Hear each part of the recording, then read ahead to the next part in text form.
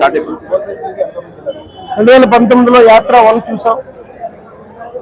రాజకీయ నాయకుడు ఏ రకంగా ఉండాలి, ప్రజల కోసం ఇచ్చిన మాట కోసం నమ్మిన సిద్ధాంతాల కోసం ఎన్ని కష్టాలు వచ్చినా ప్రజల పట్ల నమ్ముకున్న కార్యకర్తల పక్కన నిలబడాలని చెప్పి రాజశేఖర రెడ్డి గారు చూపించారు.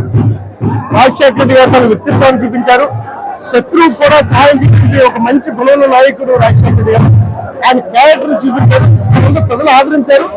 దాంతో అప్పటికే పాదయాత్ర చేసి అనేక ప్రజల కష్టాలు తీసుకుని జగన్మోహన్ రెడ్డి గారిని ఆ సినిమా చూసి రాజశేఖర గారి బిడ్డను ఆశీర్వదించాలి, ముఖ్యమంత్రి చేయాలి, మరి రాజశేఖర గారి పరిపాలన మళ్ళీ ఆంధ్రప్రదేశ్ లో రావాలని చెప్పి జగన్మోహన్ రెడ్డి గారు గెలిపించింది.